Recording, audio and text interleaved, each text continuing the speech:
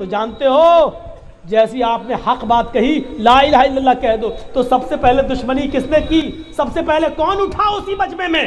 جو نیچے کھڑا تھا آپ کا چچا ابو لہب کھڑا ہوتا ہے اور کیا کہتا ہے؟ تبا لک یا محمد الہذا جماعتنا، اے محمد تو برباد ہو جا، اے محمد تو مٹ جا۔ کیا اسی لیے جمع کیا تھا؟ ہم تیری بات مان لیں، ایک اللہ کو معبود مان لیں اور 360 بتوں کو چھوڑ دیں، ود سوا یغوث یعوق نسر کو چھوڑ دیں، تو برباد ہو جا، تو مٹ جا۔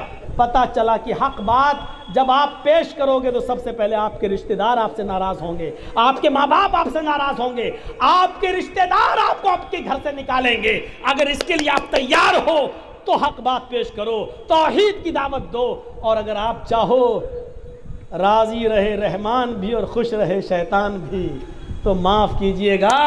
اللہ کے رسول نے جب کوہ صفا پہ چڑھ کے کہا تھا، آئے پہاڑ کے ارد گرد جمع ہونے والوں، اس پہاڑ کے پیچھے اگر میں یہ کہوں کہ اس پہاڑ کے پیچھے ایک لشکر چھپا ہوا ہے جو بہت جلدی تم پر حملہ کرنے والا ہے تو تم میری بات کو مانو گے یا نہیں مانو گے؟ تو لوگوں نے کیا کہا تھا؟ قالوا ما جربنا علیک الا صدقا، اے اللہ کے رسول ہم آپ کی بات کو مانیں گے، ہر حال میں مانیں گے۔ آپ نے کہا کیوں مانو گے میری بات؟ کہا اس لیے مانیں گے کیونکہ ہم نے آپ کی 40 سال کی زندگی دیکھی ہے، آپ زندگی میں کبھی جھوٹ نہیں بولے، اس لیے ہم آپ کی بات مانیں گے۔ جب آپ نے یہ کہلوا دیا کہ زندگی میں آپ کبھی جھوٹ نہیں بولے تو مجھے سچا مانتے ہو؟ ہاں مانتے۔ تو یہ بھی سچ ہے کہ میں اللہ کا رسول بنا کر بھیجا گیا ہوں۔ قولوا لا الہ الا اللہ، تم ایک اللہ کی عبادت کرنے والے بن جاؤ، لا الہ الا اللہ کہہ دو، کامیاب ہو جاؤ گے۔ تو جانتے ہو جیسی آپ نے حق بات کہی لا الہ الا اللہ کہہ دو تو سب سے پہلے دشمنی کس نے کی؟ سب سے پہلے کون اٹھا اسی مجمع میں؟ جو نیچے کھڑا تھا آپ کا چچا ابو لہب کھڑا ہوتا ہے اور کیا کہتا ہے؟ تبا لک یا محمد الہذا جماعتنا، اے محمد تو برباد ہو جا، اے محمد تو مٹ جا۔ کیا اسی لیے جمع کیا تھا؟ ہم تیری بات مان لیں، ایک اللہ کو معبود مان لیں اور 360 بتوں کو چھوڑ دیں، ود سوا یغوث یعوق نسر کو چھوڑ دیں، تو برباد ہو جا، تو مٹ جا۔ سب سے پہلے مخالفت کس نے کی؟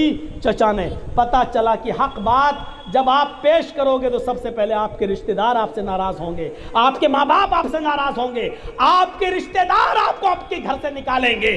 اگر اس کے لیے آپ تیار ہو تو حق بات پیش کرو، توحید کی دعوت دو، اور اگر آپ چاہو راضی رہے رحمان بھی اور خوش رہے شیطان بھی تو معاف کیجئے گا۔ یہ بہت آسان کام ہے، ابا بھی خوش رہیں اور اماں بھی خوش رہیں اور پڑوسی بھی خوش رہے۔ اس لیے ایسی بات آج کل جلسے ہمارے جہاں بھی ہو رہے ہیں، اکثر جگہوں پر کہہ دیا جاتا مولانا صاحب ہم نے اپنی لڑکیاں دوسروں کو دی ہیں، ہماری بیٹیاں دوسروں میں گئی ہیں۔ مولانا صاحب ایسی باتیں مت کہنا، ایسی تقریر مت کرنا کہ کسی کو تکلیف ہو۔